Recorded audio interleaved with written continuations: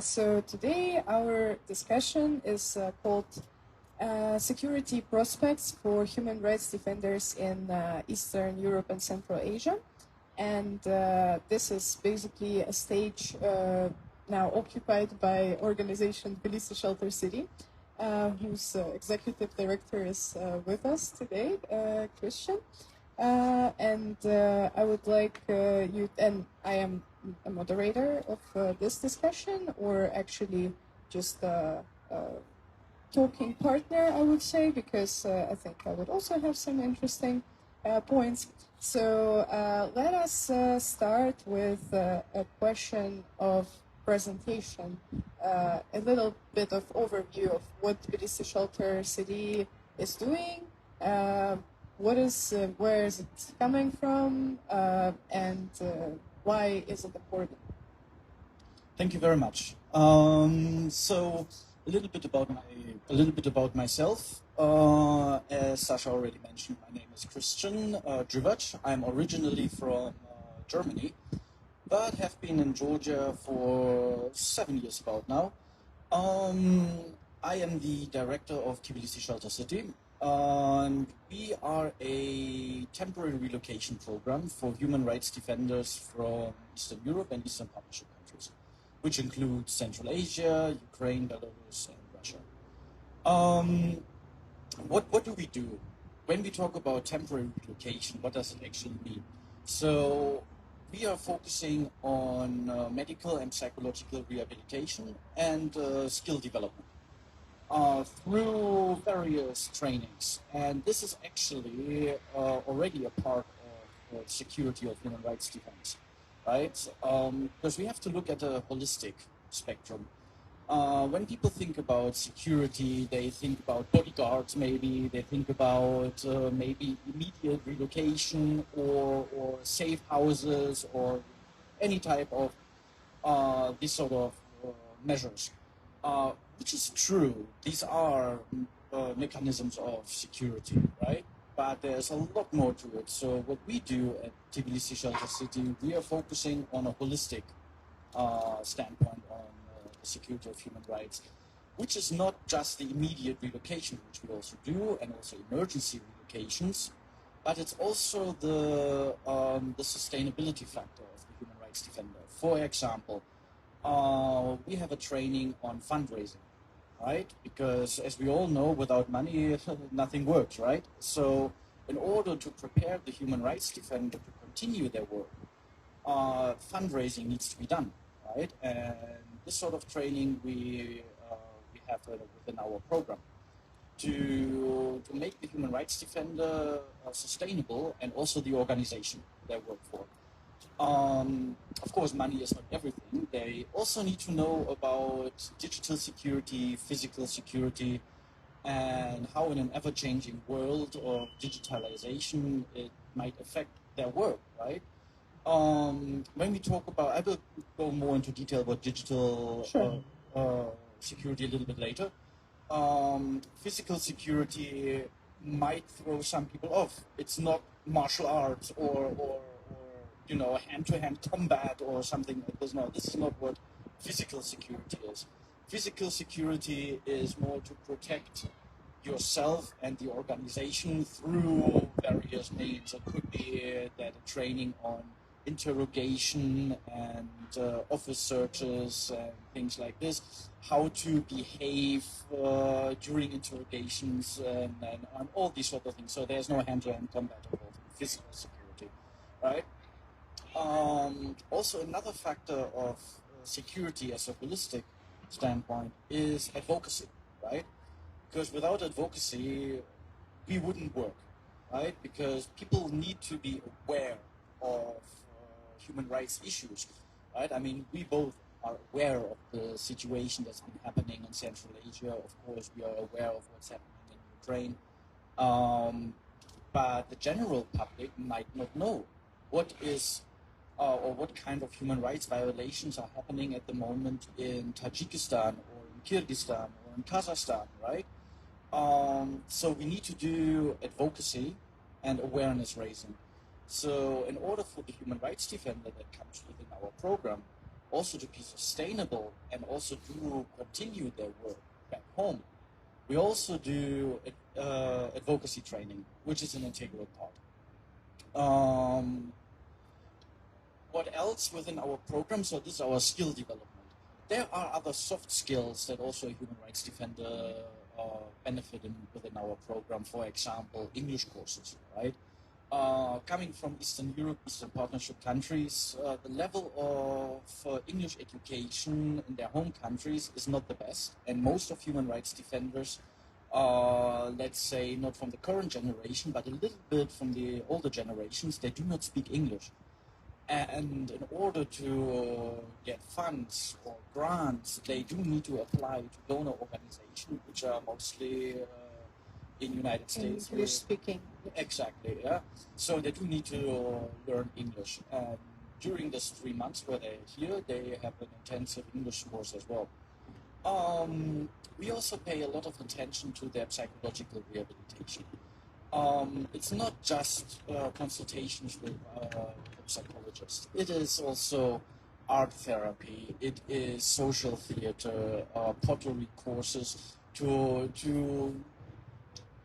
first of all to engage the human rights defender into fine motor skills when I look at the pottery, for example, and also to try to express themselves, because human rights defenders themselves they have a long history of not taking care of themselves, right? Because they are working for their community, they are working to make things better within their country, and as a result they neglect themselves a lot. So a lot of them suffer from medical conditions that they were not even aware of, and also psychological trauma through years and years of work in a not very positive environment.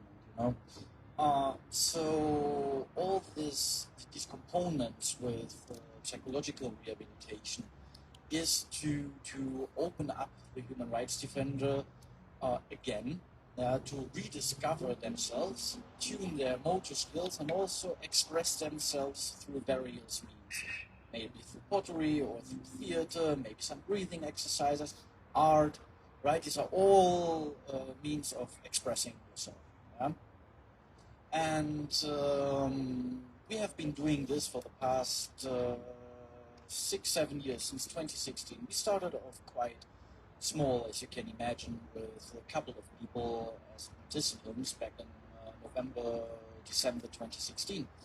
But we were steadily growing, and one of the factors that keep us going is that the situation around us is not improving, on the contrary, right? The situation is deteriorating.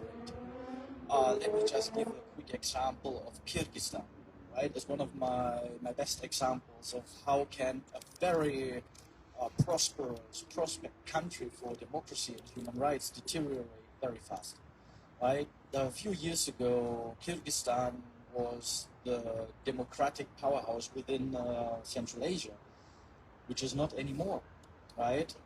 There are a lot of factors that you might go a little bit later into as well that can contribute to the deterioration of human rights and democracy and civil society.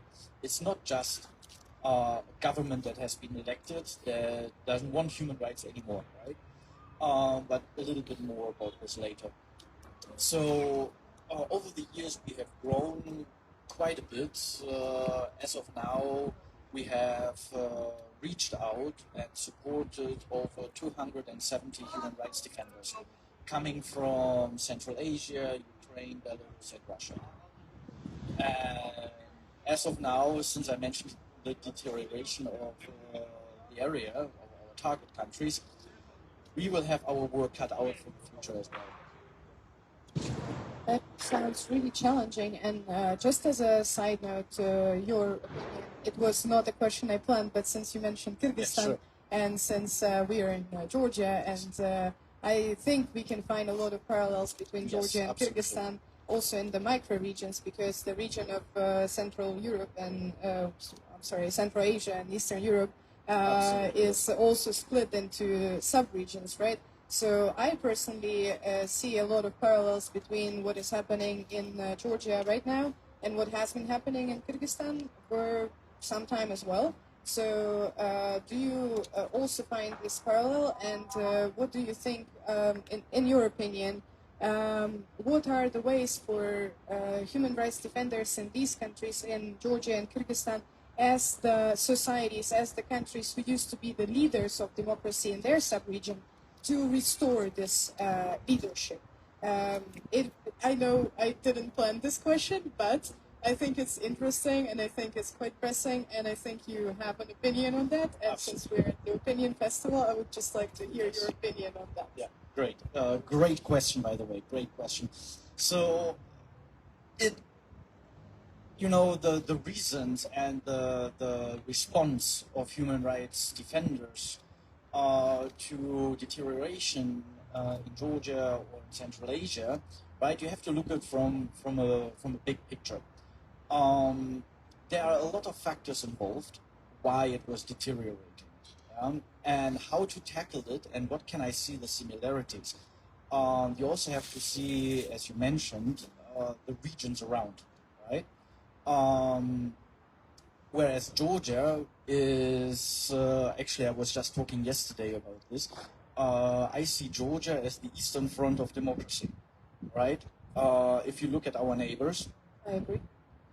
yeah, if you look at our neighbors, the situation is deteriorating at a far greater speed, right?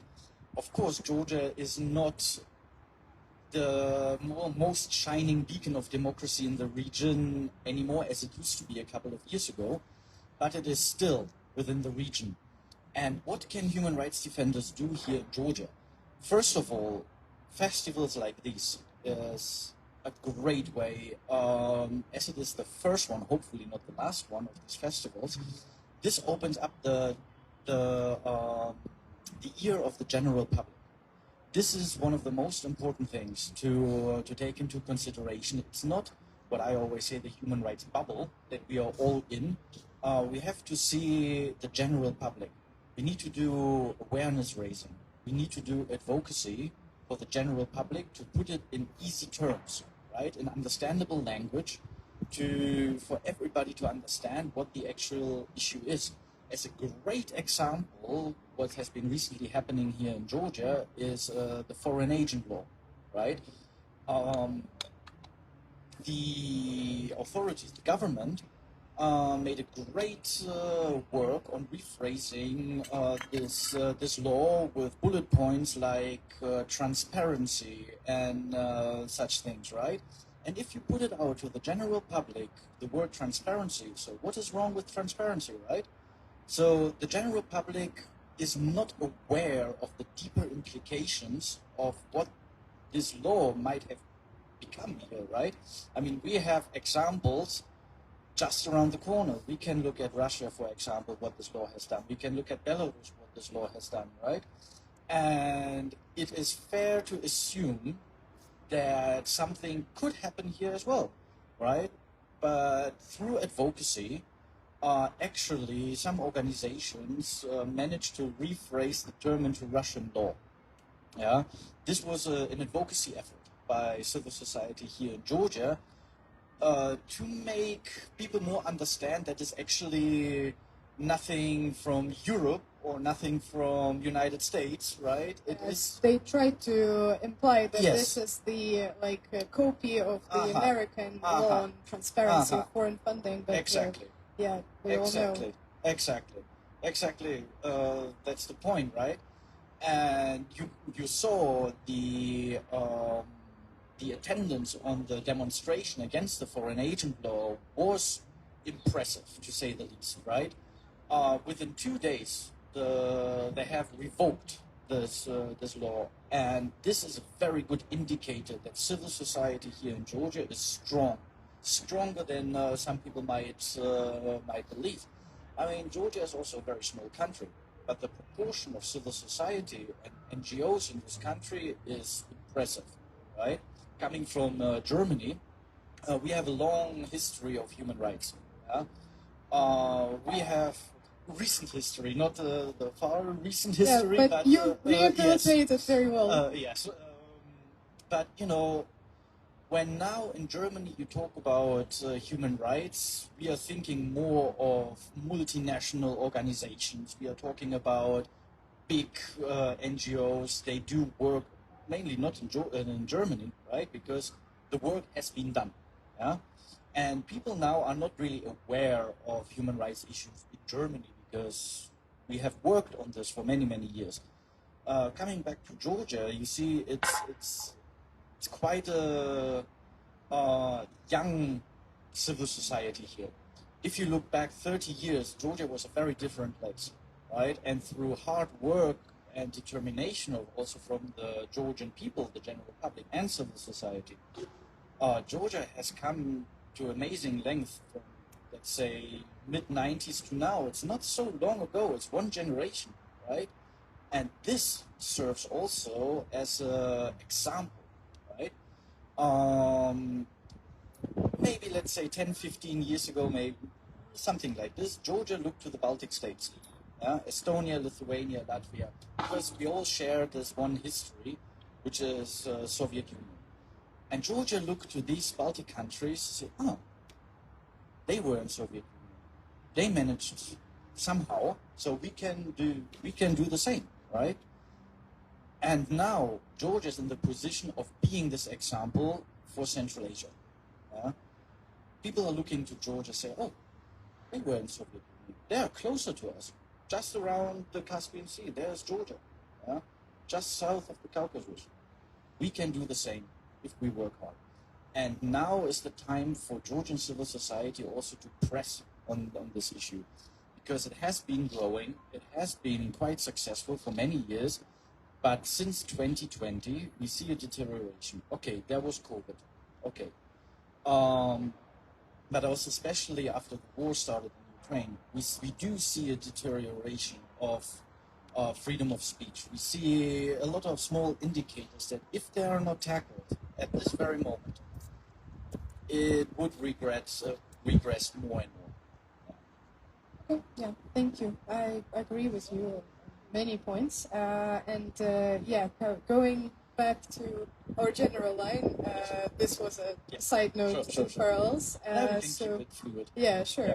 I would just like to ask you, what do you think in also experience of Tbilisi Shelter City as an organization who keeps certain statistics and evaluation monitoring, and in general as quite a public actor in civil society, especially locally, what are the main security challenges that human rights defenders, and let's make it a broader term. Let's define what a human rights defender is in this concrete discussion, right? We are not only talking about human rights defenders who are, let's say, lawyers, who are professional, I don't know, advocates.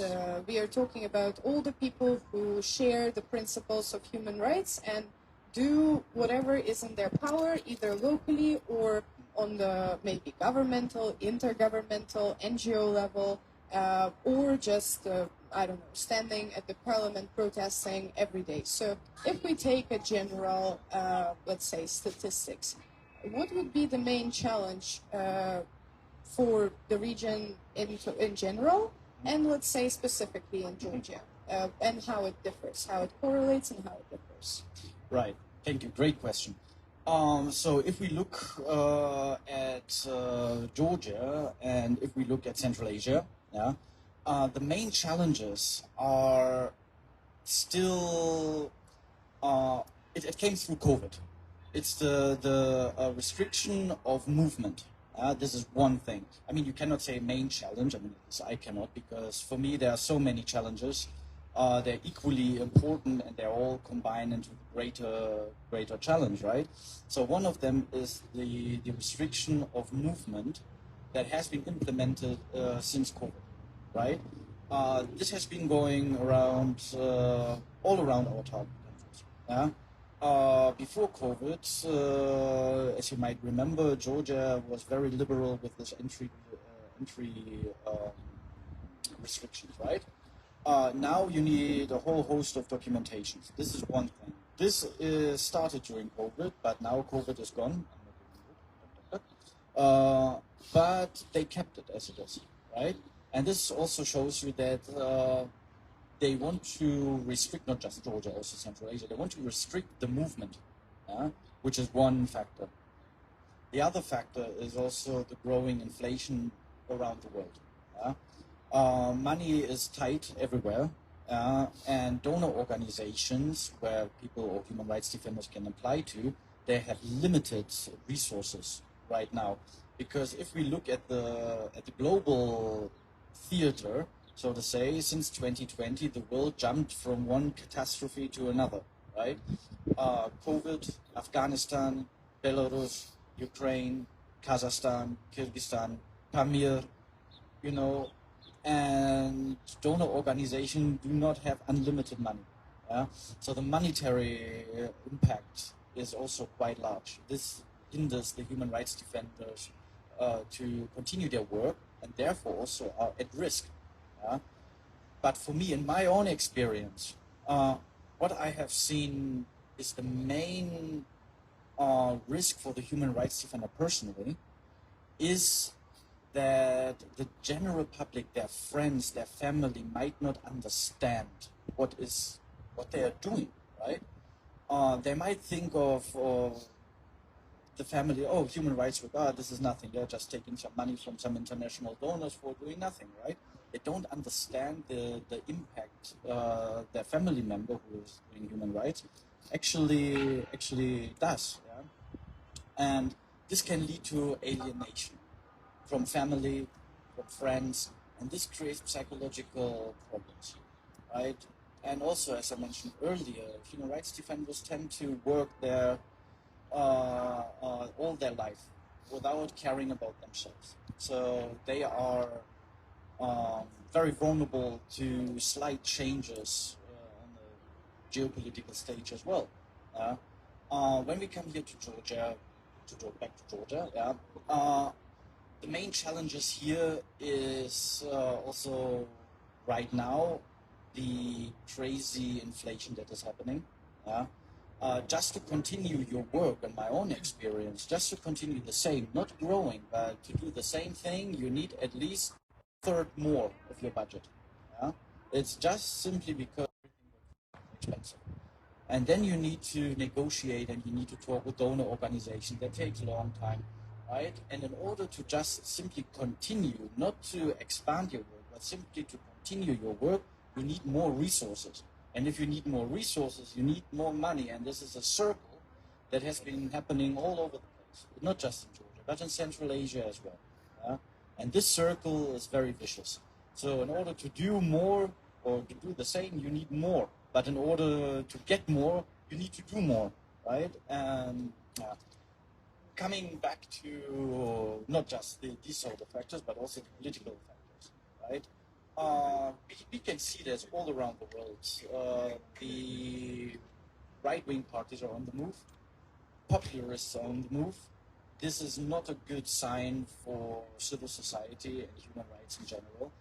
A great example is Sweden. Was always the front runners of human rights. They have the OSCE mission, and now with the newly elected government, who knows what's going to happen, right? Also, if we look at the United States, back then we had President Trump, which was not the most human rights friendly president. And the same thing happens in Central Asia and also here in Georgia. There are limiting factors for our work. It is important that you keep up with current development also in the target countries, but also here in Georgia, to see the slightest changes that might happen, to do research, and then connect with other NGOs. You cannot do or you cannot fight alone. These days are over when one person or one organization can change the status quo. You need coalitions, you need platforms, you need networks to be a part of a greater collective, to tackle one problem from many, many sides. Because if we now don't do anything, or if we wouldn't have done anything against the foreign agent law here in Georgia, who knows what would have happened here if we have this festival, if I'm sitting here, because I would have been a foreign agent, right? And I might have to leave the country, who knows, right? So it is a collective effort that we need to do. Yeah, thank you. Yeah, and actually, if we started talking Yes. about, you mentioned a lot of points that make me think that actually we as a civil society, as human rights activists, need to connect more with the people, because you mentioned several Yes. points that actually make me concerned. The point about relatives and friends when Yes. they don't understand what you're doing. And, you know, sometimes people ask me also, what is your job? And I'm like, how can I describe it? Like, it's everything, you know? So I think in this regard, and also plus combating this image of people who just get grants to boil, I don't know. This takes a lot of effort, in my Yes. opinion. Yes, And absolutely. yeah, with this, I would like Yeah. to switch to like maybe swing a little bit more to advocacy, because we already talked about existing risks and what actually made them so. But our topic is actually, I intended it to be more positive looking, so let's talk about the prospects and what we can do to improve Yes. the situation. And I would like to start with advocacy because, in my opinion, of course, money matters, people matter, governmental support matters, but it all starts with visibility, I think. It all starts with people understanding what is the human rights work, professional, not professional, doesn't matter, what we are striving for and how we are functioning. Because in my opinion, from what I see, a lot of people, and I understand them, think that we are some closed circle and that everything that happens in this circle doesn't go out and nobody really can come in. So then they start treating civil society as a sort of like clique, you know, like a group, you know, that just has their own interests, and they hang out together, they have fun, they do something that they think is important. I'm joking now. I really think it is important, but No, it is. yes, but we understand it because we are inside of this bubble. So, yeah, in your opinion, what are the limitations of the advocacy work that is done? Why is it not working still? And what can be done for it to actually start working in our region? Great question. Thank you. If we have enough time, I would like to give an example before.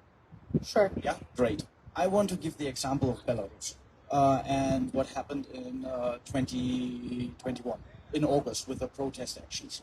Yeah. So, what defines a human rights defender? What is human rights? So this is one thing that we need to see. We need to address. Because when we ask 100 people about human rights, they have heard it, but they don't really know what it is. So in Belarus, during the protest actions, we as a relocation program, we devised a special relocation program for Belarusian human rights defenders who were directly involved in the protest action. And since we are in this bubble, you're absolutely right by calling it a bubble, we didn't really think about that not just human rights activists were at the protest, but they were marketing experts, there were plumbers, there were carpenters, there were teachers who were, by definition, de facto, became human rights defenders without even knowing, right? So just by proximity to this protest and trying to do something against the regime, became human rights defenders. Yeah. So this example can also be translated to any other country. The advocacy needs to start at the bottom level, so to say, right? It needs to be a rephrasing of the glossary that we use. Yeah? it needs to be made understandable to everybody. What is human rights? Not just also we use a lot of abbreviation, OSCE, donors, and so on and so on. Yeah. If I ask 100 people here outside of this bubble, they don't know what it is. For us, it makes perfect sense, right? But we need to think about these people outside this bubble. Yeah. We need to start the advocacy from there. It needs to start early. It needs to start on school level. Education is one of the biggest nurturing factors of democracy and civil society and this, all right? It needs to start at school, not just university before. It needs to start at school. Not through telling them, oh, human rights is this, and this. No, this doesn't work. Yeah? It needs to be made understandable and be made clear. Yeah? That we know that human rights is not something that a lawyer can do. No, it's a person who is doing something that goes against a certain set of rights. We have participants with us who didn't even know that they are human rights defenders because just they see that, migrants, for example, from another country, they are treated not right. This is against my own idea, so I'm going to do something for this. Yeah? But without knowing that this is actually human rights work. Right? So the outreach program that we as civil society, we have a certain, we need to do something about that. We need to reach out to the general public, and we also need to reach out to actors who are directly involved in education. That's the thing to overcome this. It could be here as well. It could be educational programs of what is actually happening. Draw similarities to other countries, draw similarities through history. You know, history has a tendency to repeat itself. To outline, okay, this is the pathway we are going, and this can happen. But if we go that way, this can happen, right? Just to make it understandable for everybody. That's the main thing that we can do and we should do. Yeah, thank you. Actually, you started going also to the point that I wanted to switch to, so it was actually very good. Thank you. An easy transition. Actually, yeah, my next point would be about education, exactly, because in my opinion, there cannot be any awareness raised only through, let's say, campaigns as we are used to it, right? It has to be internalized in our societies, and the main, advocacy, if we understand it in the way of spreading information and basically making people understand in simple words what is human rights work, who is a human rights defender, because I think even human rights defenders themselves do not always agree on these terms, right? So as I know, Shelter usually describes human rights defenders in a very broad way. So anybody who proves that they have done something in their community, doesn't matter on what level, in order to help establishment of human rights, protection of human rights, can be considered a human rights defender, right? Exactly. But some our colleagues might disagree with that. And you also made a very interesting point about the sort of called professional human rights defenders who use certain terminology, who use certain processes in their work. I think this is normal for each say industry to have their own terms, to have their own like internal things that only these people understand, but it doesn't mean that people who do not understand how to write a grand proposal are not all human rights defenders if they actually defend human rights, right? So yeah, that was another little side note, and I was just switching to the topic of education. Shelter also has educational programs, online, offline, for different regions, right? And also these programs are often combined and, let's say it's so integrated in the rehabilitation programs. So maybe you can share what kind of impact this makes on the security of human rights defenders. Maybe not only those who are in your programs, but in general, how we could implement these technologies that are working in Tbilisi Shelter City, maybe in schools, in universities. Do you see any prospect of how it can go beyond, again, the bubble? Yes. Again, great question. Thank you. So one of the things that I always like to say is then since we relocate human rights defenders from their community, and since they're going back after 3 months, I always like to say that what we do with our educational program is sowing the seed, right? If we help and educate and support one human rights defender within our program, this human rights defender go to their home community and basically spread the word.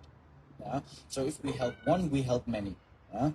And keeping in line with this, we have also another program, another branch of operation. It's a TOT, again, abbreviation. So what is a TOT? It's called a training of trainers, right? So we have thought that it is important because we cannot do everything, right? We cannot be everywhere at any time. Yeah. So for us, it's important to select key members of civil society through application process, through various means, and to engage in a training of trainers, right? So for the trainers not to fall into the same trap with the abbreviations, with all sorts of things, right? Just to conduct a holistic training on security to their home community. So basically what we do is if we reach out to a few, that grows exponentially. The impact is exponentially, right? Of course, this was not always like this within my organization, right? It's learning by doing, because also the world is changing, right? Uh, you have to understand that certain aspects are always changing. And if we have these trainings for trainers, they are modeled to trainers.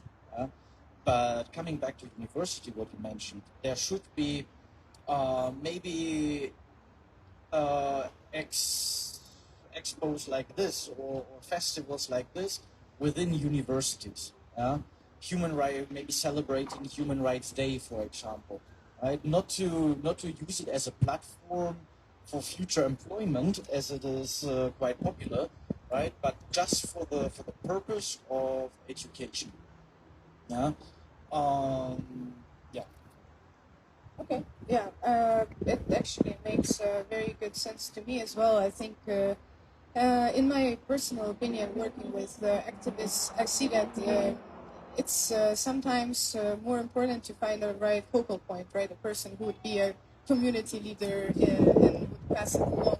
Yeah, but unfortunately, we can never control it. Yeah, so I guess, just hoping that it goes along. Yes, And may I add something Sure, to that? sure. So in my experience, this focal point that you mentioned, it's a great point. This focal point, if you are in an organization, right? What I mentioned earlier, to be part of networks and platforms, you will meet people, networking.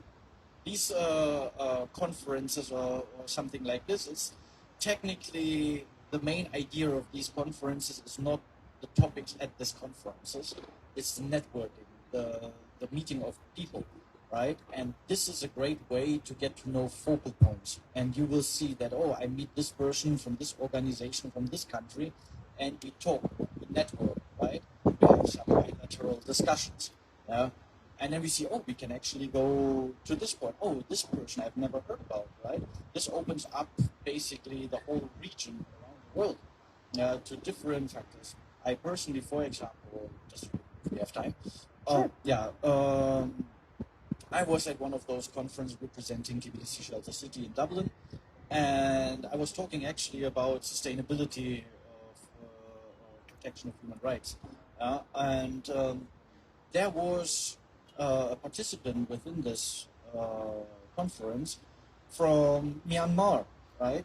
And of course, we might know what's happening in Myanmar and with the refugee crisis towards Thailand. But news like this don't travel to Georgia directly. Yeah, it always goes through something, or it might be late or something like this. So these network meetings, these conferences, are a great way to also stay on top of the news. Anyway, so through networking, I realized that actually I could help them get a grant from one of our donor organizations, right? Because they struggled to get funding. And they were talking about this, how they struggled funding. And I was there, okay, I can facilitate that, right? And through means of these networks, you will find focal points. And the same goes with community leaders. If we invite community leaders, if we have open sessions like this, we can get to know a lot of people. And it's just a matter of keeping contact. And these community leaders, we will know the issues these communities are facing and how we can do this advocacy education. Yeah, thank you. Actually, this little story about the participant of a conference from Myanmar also made me remember one kind of similar story I had when I went to a very big conference in Berlin. It was not only human rights, but it was sort of like a civil society conference, like for 200 people, something like that, very big. And I was conducting a workshop about interactive human rights mapping.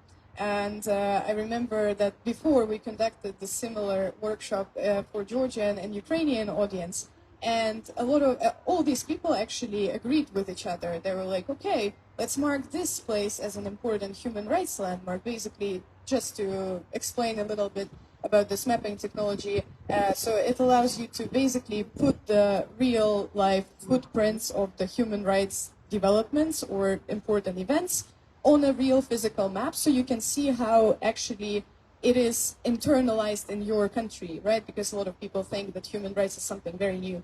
So yeah, and I was conducting this workshop first time for an international audience, and there were, I remember two guys from, I think they were from Nigeria as far as I remember, and when people from Europe and, well, Eastern Europe, Central Europe mostly, started talking about human rights in their countries, they're like, guys, we have it like completely different. Like, we have very, very different problems. And like, whatever we said, they were like, wow, we don't have that. We have it so much worse. And then, you know, it made me realize when I went out, even not out of my human rights bubble, but out of my region bubble, it made me realize how different we are actually. And this was a little bit sad to realize, but now coming back to a positive note, if we can share these kind of experiences, it means that we can also share good experiences and something that is working. So in the course of networking, when you went to conferences, when you met other people from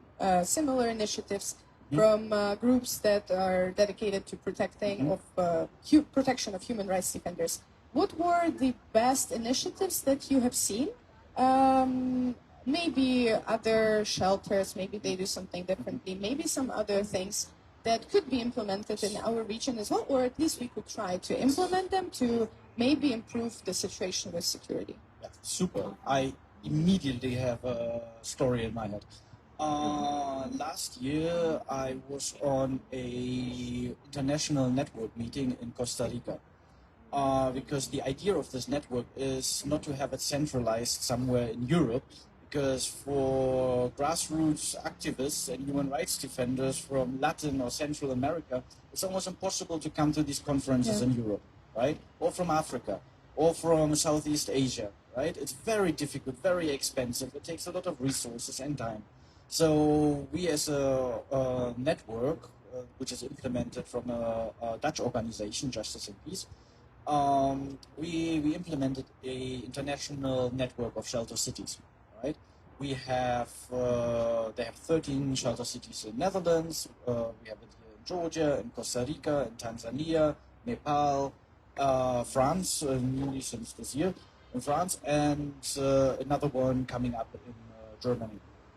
And we all have different regions. So basically this network is a global network, each shelter city focusing on a specific target region. Long story short, coming back to the conference meeting in Costa Rica, for the first time I have seen actual activists and human rights defenders from South and Central America. And what they face is a completely different set of challenges as human rights defenders in Central Asia, my target region, right?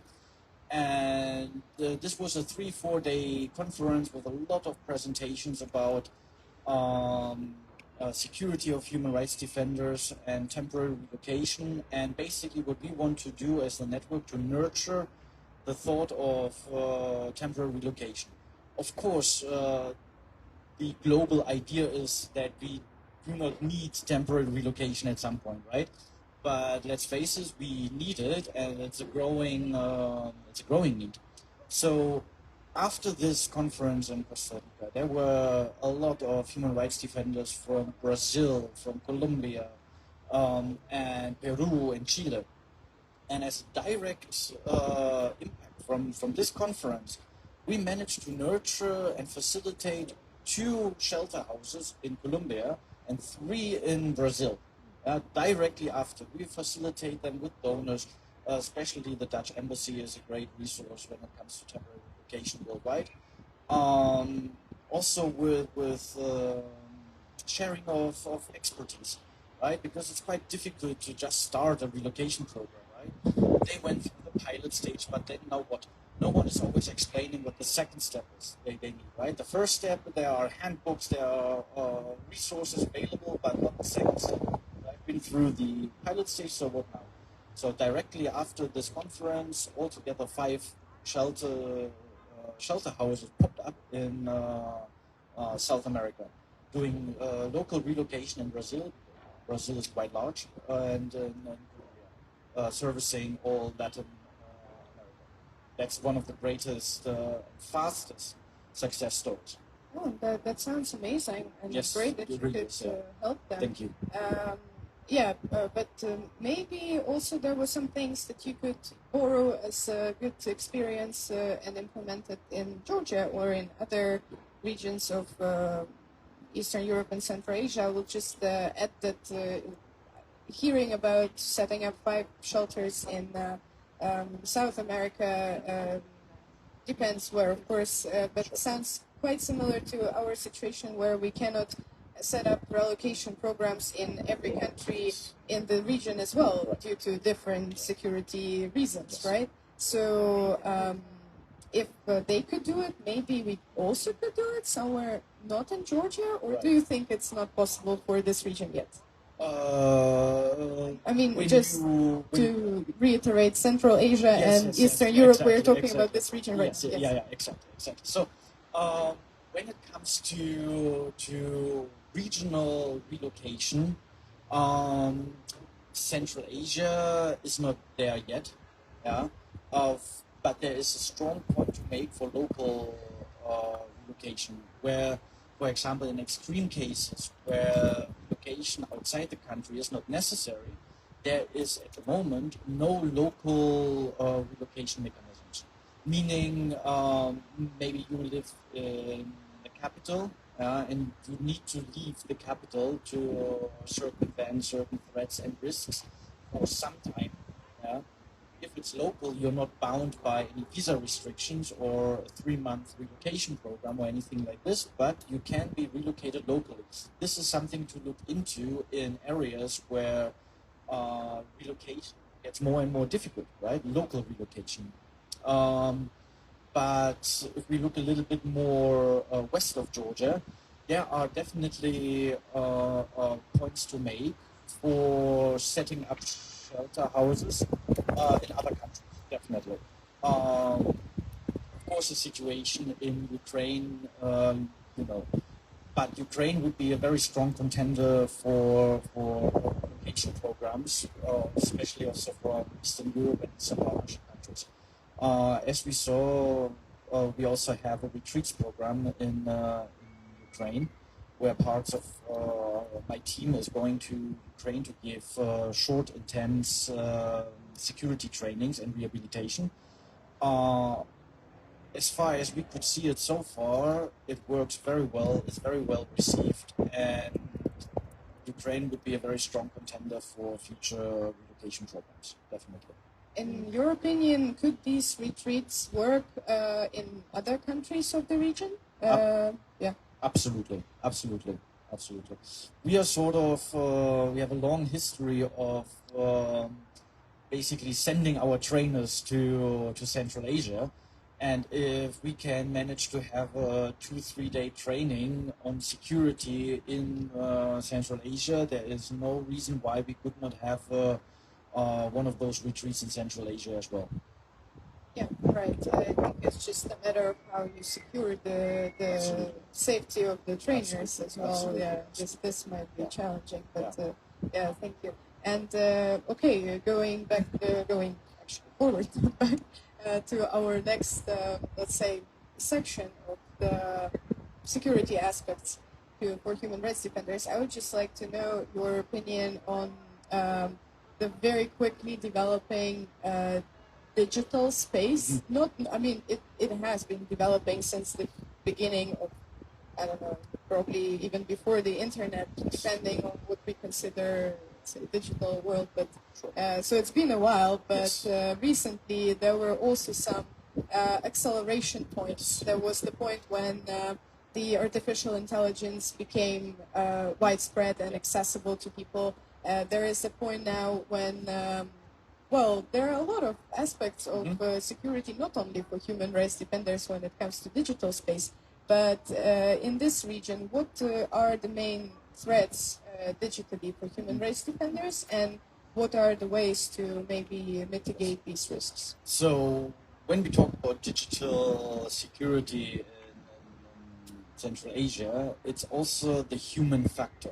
The human factor is well, the biggest has the biggest impact on it, right? Because not everybody knows how to operate securely their devices, right? We all fall into the same trap. We all talk about two-step verification for this, for that. Who is using it really? Yeah. So great, good job. I do. Yeah. But in my experience, well, our participants they sometimes lack the understanding of the modern technological world. So it's not enough anymore to have digital security training, right? It's not enough anymore as it used to be. Yeah? So it is a constant updating because some people are just not interested in technology, right? I mean, I am, so I keep on top of things, right? But I can imagine somebody not being interested in the latest gadget or a secure messenger or things like this. So there needs to be also, again, in easy terms, in understandable language, very clear, simple glossary, to constantly update certain security risk when it comes to what's the difference between Apple and Android. What would be better for me personally? Should I get an Apple product or Android or Windows, or what's the difference, right? This all starts with very basic training, but also to keep up on it, right? It's not enough to have 1 week training as it used to be, right? Like, okay, I had a digital security training 2 years ago for 1 week. It does not mean anything anymore, right? So we as civil society, we should look into a sustainable digital security space, yeah? To set up maybe a platform or a network that solely is designed for digital security, to engage alumni and newcomers to the network, to really keep on top of things, to teach them about AI. I mean, I think today there will be later on at 6 o'clock panel discussion about AI. I would strongly suggest anybody who's interested in it, who's not interested in it as well, to go there to really see what is AI. I mean, if you ask some people, maybe they think Terminator is coming, right? This is not what the rise of AI actually is. I mean, the AI is a very powerful tool and a very dangerous tool in the wrong hands, right? But a great tool in the right hands. So there are certain things that need to be constantly updated. So again, it's an educational factor that needs to be constantly updated. It's not enough that you say, okay, I learned it once and I forget about it. There was an issue recently, I think it's a year, 2 years ago, with the virus or malware program Pegasus that infected many human rights defenders' devices, right? And now try to make them understand what that is and what happened, how you can check. I mean, sometimes if you're in a rural region somewhere in Central Asia, you don't have the capacity to show your device to a specialist, right? Or to get a new phone, or to do something, right? So there are challenges involved that need to be overcome. There could be also an international fund for these networks, training. Yeah, thank you. I actually just thought about another question. I had a little plan, but now as the conversation flows, it's very hard to keep up with it. The next one might be a little bit tricky, but I do not want to make it in any way, let's say, political, just as a thinking exercise. So we're talking about a lot about ways to protect each other as human rights defenders. But do you think it is possible, and I will understand if you say strictly no, in our region that human rights defenders would be protected somehow, specifically protected by the state legally? Do you see any prospect of legislation changing towards directly protecting human rights defenders? Directly human rights defenders as a group? Let's say so. We are a little bit far away from that yet. So first, there needs to be something to have a general, right? Because okay, Georgia is one thing, but you know, Europe has done it in one way or another. But all this development is still a little bit lacking in Georgia, right? So it needs to be certain steps taken before you can really look into the protection of human rights. Yeah, as a group. I mean, it's also not just the government who is lacking the ambition to do something, but it's just also that you know, many tech companies, let's say for example Microsoft or Apple, they don't have official representation in this country. Yeah, that's why if you go to a shop here, not many products are pre-installed with Windows. It's just simply because Microsoft, it's not an official partner, right? Do you mean that it also is a security risk that there's not like official? Yes, absolutely, absolutely. Because where do people get Windows from? Yeah, and pretty much any kind of software. Exactly. So this also needs, but this is also a thing that that cannot be changed overnight. This is something that the trust must be nurtured, right? The trust that Georgia is a safe country for official representation of certain companies, right? But this takes some time. Steps are being taken, and yeah, it will go sooner or later. It will go this way, yeah? And then after official software is available for a somewhat reasonable price, then other steps cannot be taken. But you cannot miss a step on the ladder, otherwise you just... Yeah, we were talking about the holistic security approach in the beginning. I think it is very important to remember that when one thing falls out, you cannot say that somebody is safe, right?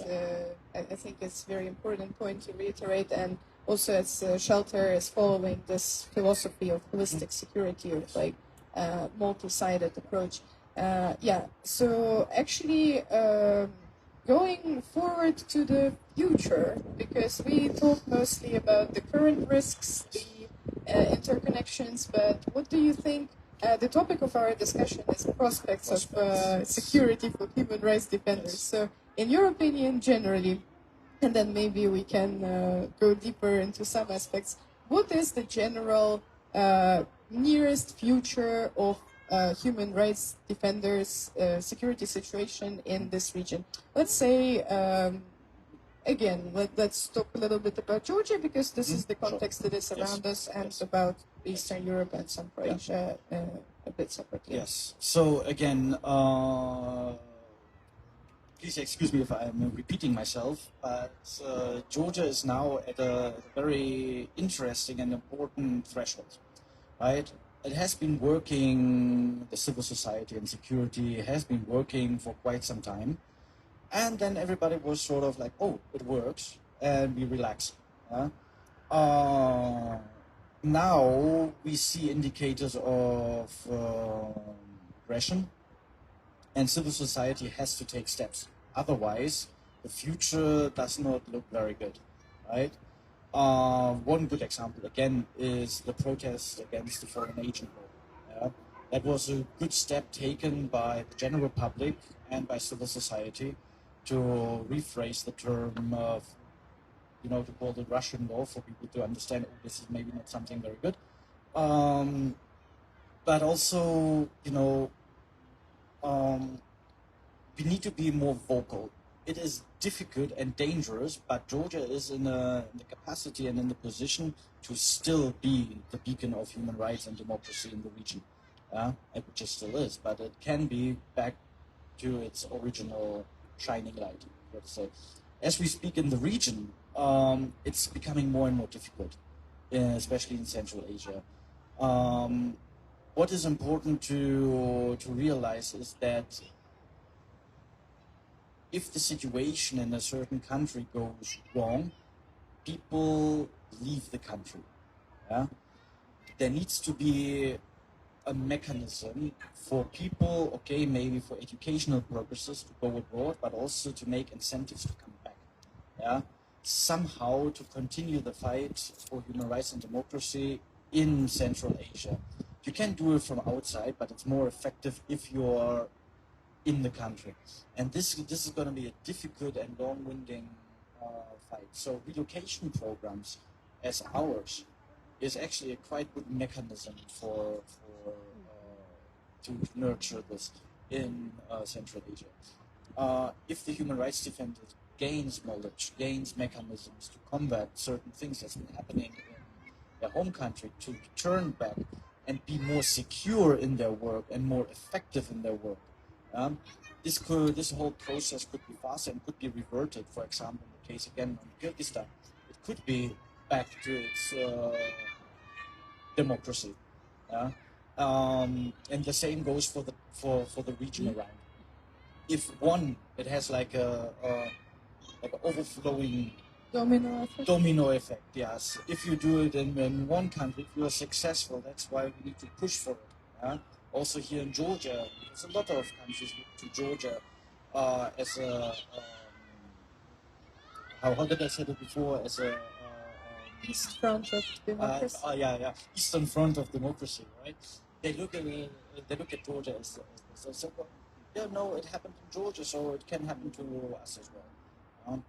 And it's important to not rest on the laurels of success that has been happening previously, but now it's the time to continue doing something, to be vocal in certain things, not to say, this doesn't interest me, we have done this, it will not have an impact on my life. Sometimes it's very difficult to see what aspects of day-to-day life it can impact. Yeah, thank you. You said a lot about going on, but also there's this problem that people who, and you mentioned before the problems of inflation, that in order to keep the programs going, certain things you need more money, even not to expand, but Exactly. just to keep it on the same level. It's very difficult. Yes. And I think it is not only our problem as civil society, it is a general crisis, but still. It is one of the many factors of burnout eventually, because you cannot continuously working for nothing and even for less than what you had. So what I know it's a very philosophical question. It might not be even it might not ever be answered, but as Tbilisi Shelter City does a lot to prevent and to help human rights defenders get out of the burnout state and also to prevent it in the future. What would be the long-term strategy for that? How can it work without people going to shelter every, I don't know, I know it's impossible, but still, Right. how to make it more sustainable? Yes. So what we are doing now is we are taking the first steps towards a sustainable system, right? As I said earlier, if you help one, you help many, right? Through our program, a lot of people are made aware of burnout and psychological issues and how to combat that through our psychologists, through our art therapists, through various people they work with here. So now imagine a human rights defender comes back to their home country and has this energy back. Burnout, of course, sometimes it's not as straightforward to combat burnout. 3 months, of course, it's a continuous situation, right? It's a continuous process. What we do is they can have online consultations after our program, if necessary. But also now imagine you have returned back to your home country, and now you can identify certain indicators that a person has burnout. Yeah? And then you think, those guys in Georgia, they did this, this, and this. Okay, does that exist in Central Asia, X country, let's say? Yeah. No, it does not. Okay, but it helps. I saw it for myself. So how about I create something, right? So that's what I mean with sowing the seed of rehabilitation, right? So you help one, you potentially help many, many, many more. So to carry the idea of actually also the awareness of burnout, because many people don't know what is burnout, how it manifests, and what kind of implication there could be, right? But now a person who went through our program can see some indicators of burnout, and then potentially has a chance to set something up themselves within the community. And therefore the word spreads. And therefore this could be a sustainable way of preventing burnout everywhere. So at some point that our relocation program does not need the burnout factor because it's been done locally, but other mechanisms. Yeah, that makes sense, of course. Yeah, thank you. And what about people who cannot get to your program? What would be the strategy to spread these tools for maybe self-help or help inside other networks? Because shelter has limited capacity. Everything has limited capacity. Every program in the world has limited capacity. So is there a way, actually maybe also using digital space, right, to set up certain space where people can find these resources? And if so, how can we do it? Why hasn't it still been done? Yeah, great question again. Also, we need to have a look at the regions of our target country. A stable internet connection is not guaranteed in many regions, right? So let's imagine that as a thought experiment, right? Through our networks and also through our alumni, since we have reached out to over 270 people over the last 6-7 years, right? This is only shelter. This is only shelter, yes, exactly. Other programs as well. Exactly. So we have quite an extensive alumni network. We know what they are doing. We can reach out to them. So if there is a platform or initiative to do advocacy against burnout, to educate people what is burnout, how it manifests, and if there's a project to bring it to our alumni who could, through other projects, also spread the word locally in the region, that would be probably the best and fastest way to guarantee that. So that to set up initiatives locally, and these organizations go to the rural region, because digitally there it will not have an impact very much, unless you want to call them on the phone and talk about burnout on the phone. But this is through advocacy and training on site by a qualified person. That's why we also do the training for trainers. It could be expanded to psychology and stress management. It could be expanded. We are starting, and any organization popping up doing this is very welcome to join in one way or another to combat this issue. Yeah, that sounds great. I actually just had a question, but I started thinking about something else and I forgot. So let's come back to the prospects. the future. Any other strategies? How can we protect human rights defenders better? What kind of maybe how can we reach out to those who are not yet in our network, who are the let's say activists, who are protesters? How can we spread the word to them that maybe there is psychological support available for them? Maybe there's legal support available for them, for the people who are maybe out of our professional human rights bubble. Maybe we can somehow think towards the youth direction. How can we let's say, ask young people to help them? So, I always like the idea of community centers, right? Community centers are a centralized hub where people can go and get all sorts of support, right? So why not for security, human rights, democracy, a hub? Could be a youth club, for example, or any sort of community center.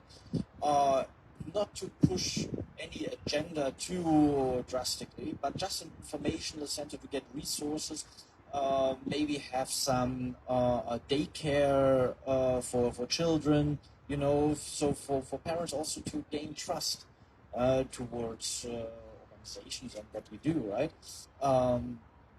That could be set up as a community center. It could also have psychological consultation, could have art therapy, could have leaflets, could have a few computers standing there for people to use the internet, could have training, could have all sorts of things in one centralized hub that could be well known in the community. I just want to say one more thing about the future and the prospect. Right now, partner organizations of ours and within our network, we are actively pushing for human rights visas. That means that anybody who is a human rights defender can apply for a human rights visa to certain governments. This has been discussed now with the Dutch government. For example, it's not because it's necessary to relocate someone. No, it's just also purely to go to conferences and to network. Right? It is very difficult for people who have no European or Schengen visa from Africa or from Asia to come to Europe to participate in all these great networking opportunities, right? So we are actively pushing for a human rights visa. You mean it would be a European Union visa? Yes. Okay. Yes. Yeah. For now. Yeah. Well, sounds good. Yes. It's been in the making for a couple of years now. There's a lot of bureaucracy involved, a lot of policymakers are involved. But it's going places. I cannot promise anything, but in the next couple of years there might be some change in that. So just to simply secure people to participate in certain events and also to learn, again, the advocacy is involved in that, right? Because maybe there are people from Iran or from Myanmar who have no idea, or not no idea, but no opportunity to bring their cases to a general public in Europe. It's impossible for them to travel. Yeah, that is sounds like a great change also in the sort of legal frame. Yes. Would it be available also for our region, for the people who do not have, for the nationals who don't have, for example, visa-free regimes? Yes, absolutely. That's the idea. Yes, that's the idea. Sounds great. That is a very, very nice development. It actually falls very well into my the question about, let's say, legal protection of human rights defenders, even though the initiative unfortunately doesn't come from our states, but still it is very important in my opinion.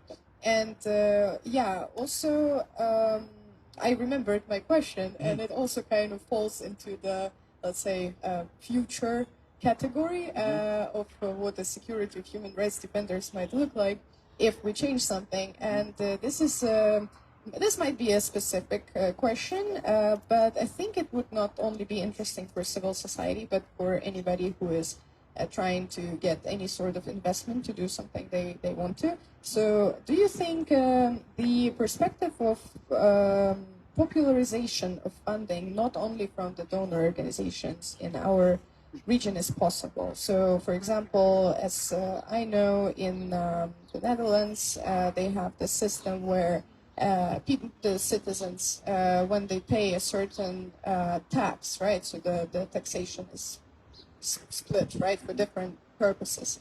There is a certain amount of tax that goes to like social welfare, and people can actually choose to donate this tax to a certain organization who is donation based. So basically, if let's imagine that shelter would exist in the Netherlands or World of Tolerance would exist in the Netherlands, we could just basically open a link on our website and tell people, if you want to donate your social welfare tax to our organization, you're welcome to do that. So it doesn't make you tax exempt, but it gives you a choice.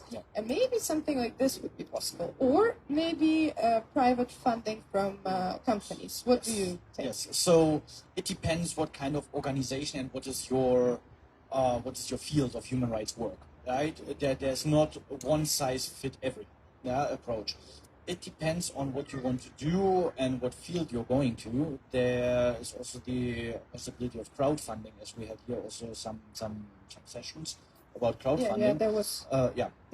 This could be, but again, it depends on what field you're working in. For us, it would not work as of now, the crowdfunding and private donations, because not too many people know about that. You know, we will not get much. Safe to say, right? But it depends what your organization is doing. There could be private donations, but you have to be very careful with private donations of the agenda of the funder, right? Yeah. But again, there is this advocacy factor involved. For example, in the case of Ukraine, after the war, the amount of donations that were collected here, just because of the solidarity of people, was quite impressive, and not just Ukraine, but also before with Afghanistan. Also in Georgia, there was quite an effort, and things like this. It was organized and dealt with in a matter of days, to a point where we had more than enough. Yeah? So it's an awareness raising, and it depends on what you want to do as an organization. But there is the prospect is there. The population, the general public, gets more and more open to human rights, but it needs to be more work done, and also not just because when we are talking about Georgia, sometimes we forget that Georgia is not just Tbilisi. Of course. Georgia has many cities, many regions, right? We need to do also outreach to the regions of Georgia, to do advocacy, also for them to understand their own rights. Maybe their rights are being violated, but they don't know, right? It could be, I don't know, if you look at women's rights, for example, or domestic violence, domestic abuse. In some regions of Georgia, there might not be this understanding of this is actually wrong, right? There was some projects a couple of years ago from Human Rights Center and Human Rights House, I believe, to set up a hotline where women can call anonymously to get information about certain things, right? So I can imagine some advocacy going to the region of Georgia also to spread the word. Tbilisi is okay, but regions are lacking the understanding. Yeah, but I think it's not only a problem of Georgia. No, I think this is the general regions specific, that we are very, very centralized. And well, fortunately, with it doesn't.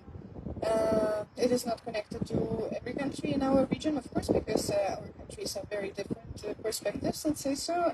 But those, let's say Ukraine, Georgia, Moldova, if you count it also to this region, those who were trying to, let's say, step on the path of European integration actually focused a lot on decentralization. But this is also, in my opinion, a kind of privilege, let's say, so to have this kind of support and at least to get a chance to try. So if we talked about Georgia, but let's move back to Central Asia and maybe also we'll find some comparisons. So would it be possible to, let's say, decentralize the civil society, the human rights defenders in Central Asian countries as well? I mean, I know I am aware that there are human rights defenders in different regions in different Central Asian countries, but I don't think that they're getting enough of any resource and visibility at first. Exactly. Yeah.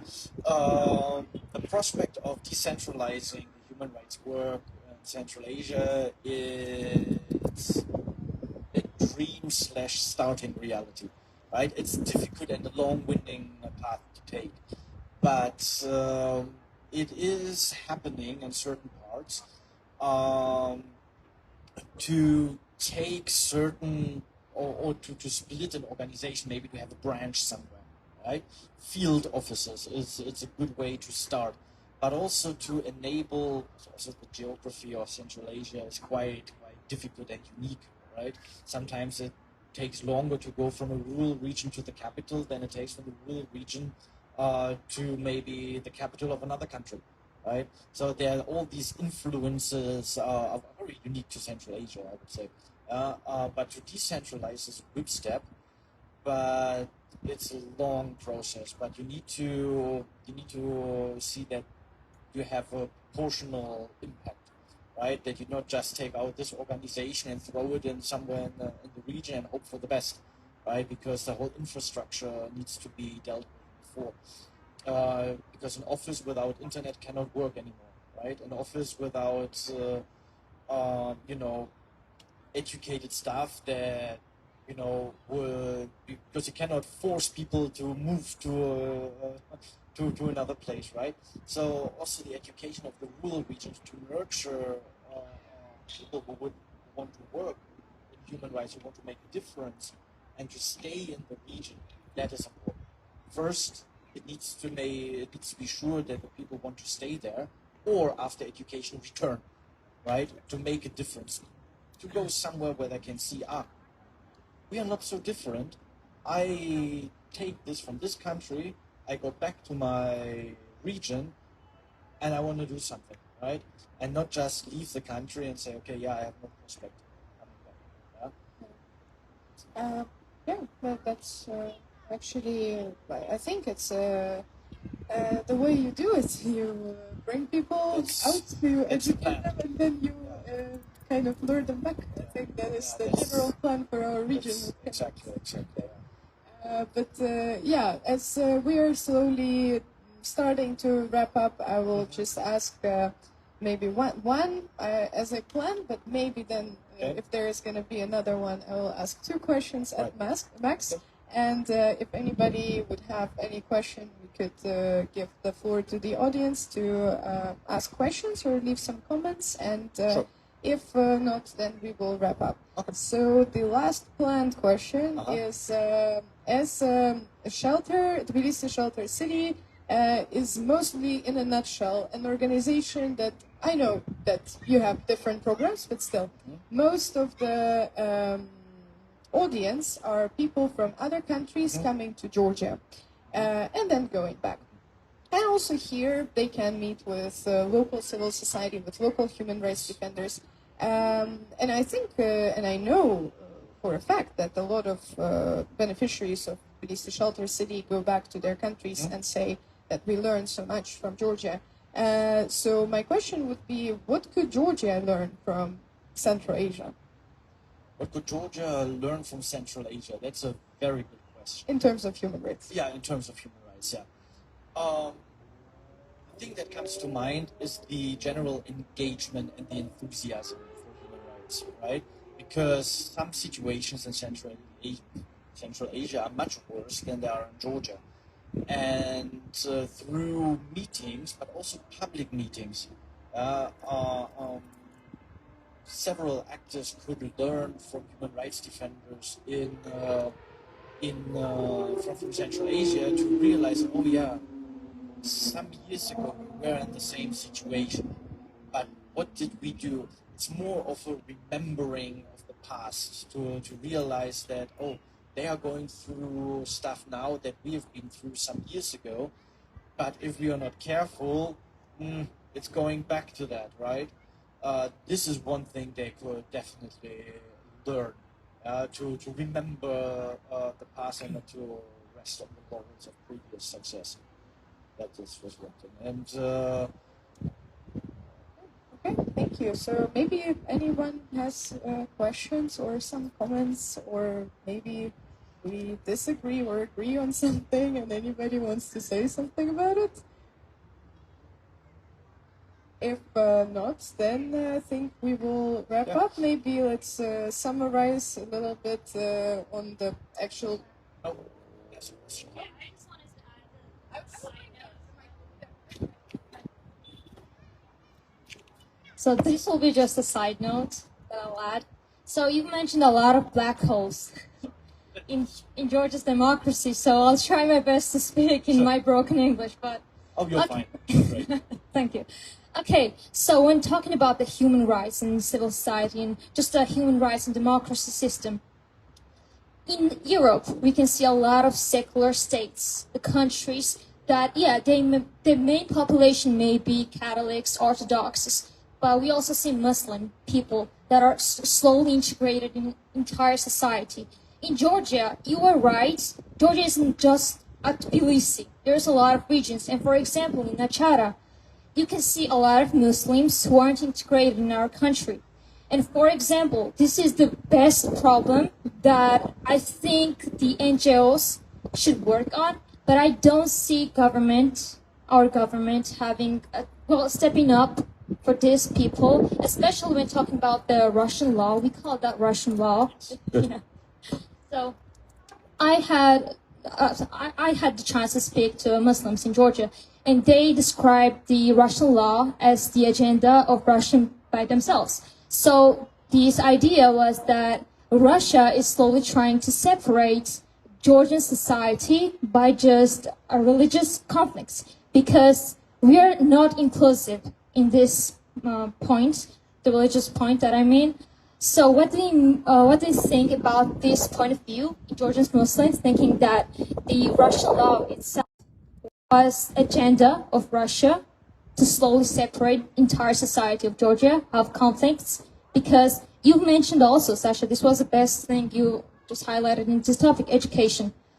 In Georgia, Muslims don't really know Georgian because most of the Muslims are Azerbaijani, from Azerbaijan. So because of that, for example, in universities, we had a President Saakashvili. Yeah, he made this program 1+4, if you have heard someone mentioned in the other space. But this program gives chance to these people to learn Georgian for 1 year. This is not enough. So because the media has the main place for this rights, human rights to be propagated in society, the people who don't know Georgian, of course they don't understand. For example, COVID. When COVID hit Georgia, Muslims didn't know anything at all because they didn't knew what the COVID meant or what the pandemia meant. They couldn't have the translation. So is there a place, for example, in these NGOs that have been working on these problems? Because I don't see my government working on this, and I also don't see this problem hitting this surface of... Yeah, thank you. Actually, earlier today we had a discussion and panel discussion for exactly that topic, called Georgia Through the Lens of Inclusion. We actually talked about that. Maybe we can exchange some contacts because my panelists, they were exactly working on this. So there are initiatives, there are organizations based in Georgia. They are set up by refugees, not necessarily Muslims, but refugees from all countries, from India, from Africa, right? They have set up their own organizations, basically refugee-led organizations who are working on the topic of inclusion. Yeah. So there are initiatives here. On the political stage, you're right, there are certain things lacking. Yeah, there are certain initiatives lacking. We need to find out as civil society what can be done to combat that, how to make it interesting for the government to actually promote inclusion and do something to set up certain mechanisms to include, to make it more inclusive for everybody. But yeah, there are initiatives and platforms in Tbilisi and in the regions, I believe as well, to combat the lack of inclusion. I'm not sure about religious minorities like Muslims. I'm not sure what organization does, but I'm pretty sure there should be. I actually can add on that. We have the perfect. I will just quickly add and I will give you the mic. Because actually, at the same time as this discussion, there is also another discussion about inclusion, but from a bit different point of view. It was from the point of view of ethnic minorities who are like local to Georgia, who are not refugees, but like let's say like ethnic minorities who have lived here for like years, ages. And I know for a fact that there are organizations that are doing that, but honestly, like I know that Tbilisi Shelter City works more with external audience. World of Tolerance that I represent works more with internal audience, and I can say that there are a lot of enthusiasts. There are a lot of people who want to volunteer as translators, as I don't know, distribute information. We are constantly like receiving certain like I don't know emails from different organizations with different brochures translated to Azerbaijani, Armenian, Turkish, other different languages, and like asked to distribute it. But in my opinion, in my personal opinion, and what I see as a representative of organization who works a lot with diversity as well, is that there's just simply not enough resources very often. Like a lot of people start some initiatives, but unfortunately, very, very unfortunately, they just cannot go on because it's either volunteer run and then it just, you know, the enthusiasm kind of fades away, or it's, I would say, maybe I'm wrong, but in my opinion, it's quite an underfunded also sphere of civil society, the inclusion and diversity work. Again, I might be wrong. There might be people who will disagree with me, but this is what I see. And actually, I can give you the also contacts of organizations who are presented at other stages. We can even maybe go over there and get to know them. And I'm sure there will be at least I know there is two people who are doing that for the Muslims in Georgia. Yeah. Thank you so much for this opportunity. I want to just mention one thing about our friend here. Sure, please. What I heard about like Muslims not being included or not being aware, I would like to point that it's not just about the religion that they believe, it's about minority ethnical groups, minority religious groups, or others, except the one religion that we see it in the center and most of the country is that following that religion. The rest are kind of fell behind, at least what I heard from. I'm not Georgian, I'm living in this country since like 7 years, and I'm especially trying to work on this issue, trying to understand for myself first, not to work as a working thing. But I would say usually in most of the countries in our region is the same situation, that government is busy or having some plans or doesn't have lack of budget, lack of, I don't know, 1,000 reasons. There's a song, 10,000 reasons for for the blessing on the God, but we have 10,000 reasons to say, okay, government is not able to do or accomplish. Even though there was programs about the languages, I would say, I'm a foreigner. 7 years ago, I was craving to understand and learn the Georgian language. Still, after 7 years, I'm begging every single organizations to provide some Georgian lessons for the foreigners who are coming here. Why? Because this country is a historical country. A lot of good culture, a lot of good things. I, as a foreigner who I see myself living in this country for 15 years, 20 years, or till the end of my life, I need to learn this language, the culture, dancing, whatever you call it. But there's one point. I would like to bring this into the discussions topic that dear Chris, what you see or how you see the influence or the impact of the organizations, the NGOs, and human rights defenders in this. That's the first thing that I would like to ask you. And what do you see if, like, as the path that we are going, the human rights defenders, which are moving on this, and the NGOs, in 3 years, let's say, what could be happen or what could be done, could have been done? Or the second question would be like how this can happen, because there are some activists, there are some organizations, few are very famous, the rest are not famous at all, and they don't have budgets as well. And that's the point as well. At least myself, I know more than 20-25 people who are really willing to go into the regions. As to about a year ago, I had some issues in the region Samtskata Jalafeti, the Ninotsminda. I traveled there because I love this country. I went to visit, and I had problem with the Georgian language because I was the foreigner who was speaking in Georgian, and the Georgian citizen was not able to answer me in Georgian. So I was like totally confused. And that's a point that what do you see, how the organizations can help those unfamous activists to get together. As one small example, the same situation, it's not just related to Georgia. In Iran, there's the same situation. Here we have about, let's say, maximum 5 million, over there 90 million people. And from those 90 million, at least 30-35% are the ones who don't know anything about other languages from the country.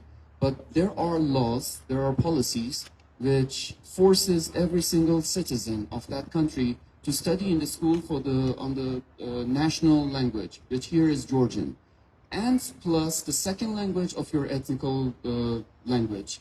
But we don't have this law in Georgia, and that's, in my opinion, the most needed, necessary law in Georgia, which Parliament has to work on it. The second thing is that the volunteers, over there are some budgets and NGO budget as well, NGOs and activists who are going to the regions to teach the people, on a voluntarily base, to teach the people the language, the culture, to the ethnical groups. I'm not talking about just, I mean, we can just see Tbilisi, that's all. But the rest of the region, even like 15 minutes, 20 minutes far from the Tbilisi, it's like totally different country.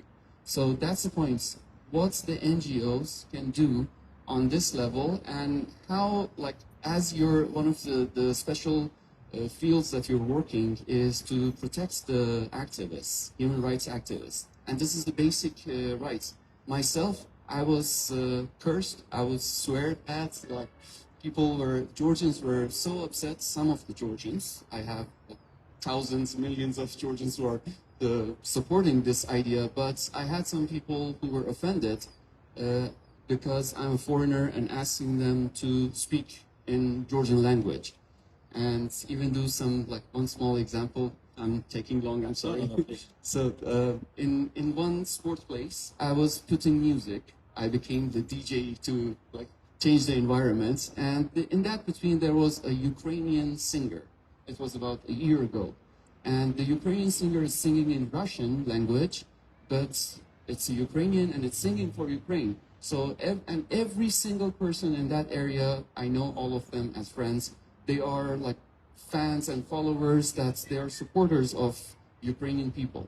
So, but one lady just stood up and said, "Вообще Rusuli singera arguinda," meaning that in general, we don't need the Russian similar, this Russian song. But I, as a foreigner who doesn't know the Georgian language, replied to her, "Вообще" is the Russian language, Russian word. So "Sayertut" is Georgian. And that sentence, that reply, caused me to leave the facility because she got mad at me. And there's no one who can, like, tell her that it's just I don't know, it's instinct. Maybe I love this country and I'm trying to learn it. So you better speak your own language, then I will follow you. So what do you think, how the NGOs and how you as the defenders or protectors or let's say, instructors for the human rights activists can act, or what? How do you see? Where do you see yourself or the organization itself on this step, on this issue? Thank you. Oh, thank you very much. I will try to keep it short. So, personally, in my organization, we cannot officially engage for security reasons. But what we can do is that we could engage in like soft talks with decision makers in the parliament. Georgia is also a country with, well, it has a small population, right? People know people, and there's bound to be someone we know that they know that goes through this corner. And, oh, it's maybe, I don't know, a neighbor or someone, right?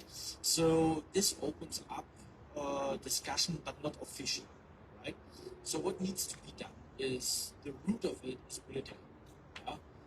If there is more incentives from the political side to change something about the inclusion or about some mechanisms to be implemented everywhere in Georgia, it boils down to the political stage. How do you change the political stage? You cannot wait until the new generation of politicians are ready to make decisions. So it is a matter of communication. Again, this clear communication with easy words. I'm not saying anything about politicians, but understandable glossary, right? Also, the reasoning behind it to lay out, okay, it would cost X amount of money, but in return, you will not get money, but you will get this, right? Because we are not doing this for monetary reward, because there is no money in it. Yeah? This question in particular, right? But it needs to be nurtured at the bottom ground of politics to make people understand, to make politicians understand through unofficial meetings, not in the parliament, because there you goes in here and there out most likely, right? But in a one-to-one, in a friendly environment, to just explain certain stakeholders and decision makers why this is needed. It can happen that the ears will be open because, as it was, again, with the foreign agent law, I'm just keeping in mind that that has such a far-reaching impact, right? That a lot of people just didn't realize. Even politicians did not realize that. Okay, most of the money that they work on come from foreign embassies, right? Or educational programs, regional programs that help the region to, for example, I know that the German embassy, for example, is sponsoring workshops for women in the region. Yeah, this money would have been gone, right? Without even thinking about what deeper impact this has. Medical side of things, healthcare, all sorts of things. So, in the same way, to teach and also make them realize and to accept the thoughts that, oh, actually we need to do something. It starts from a one-on-one, not in a big room full of guys in suits, right? It starts in a one-on-one to make them realize that actually, okay, we need to do something. Yeah, it is weird that this is happening yeah, it's Georgia, but okay, yeah, it makes sense. Yeah, why didn't we do anything before? Yeah, we don't have money, but actually, maybe we can change that at some point, right? But again, this is a slow process, and me as a representative of Tbilisi Shelter City personally, and as an organization, we cannot engage in that. But there are other civil society actors who can and who are doing this. Thank you. No, that was a very comprehensive question. It was. Yes. Okay, so I guess we are actually very, yeah. Okay, yeah, let's make it the last one because, then I think the next panelists are also coming here. I just want to add this thing. I don't think one-on-one conversation would work at this point, only because there is a constitutional agreement between Georgian parliament and the church right there that is getting financed by 25 million laris, which is a lot of money. But for example, Muslims, for example, they're not being financed. So they have to build their own churches, etc. That's another thing that I think the Georgian government has to fix themselves. So just forcing government and talking with them, I think is just the main point of this. And I just think there's a lot of activists. For example, I'm 19 years old and I study in university and I know how the students think and they're on my opinion, but the government and the parliament, they just need someone to force them and just understand what is democracy and what is just a pluralism in democracy. Just as a comment. Thank you. Just one tiny little comment. Force is maybe a very strong word to use. Like I said, make them realize that there needs to be something. Yeah, but anyway, great, thank you. Yeah, but I think we are all using different approaches, and what works for some of us might not work for others, and vice versa. So yeah, thank you all for your opinions, and if any of you want to continue, maybe in a less formal, let's say, environment, we are still here for the next a bit more than 2 hours for the discussions, and then for 2 hours more for the concert. But yeah, unfortunately now we're running out of time. So thank you very much, Chris, for the very interesting talk. It was actually very interesting for me personally as well, first of all. And thank you all for joining us and for engaging and for having such a great conversation. Thank you. Yep, I think Yeah, also thank you everybody.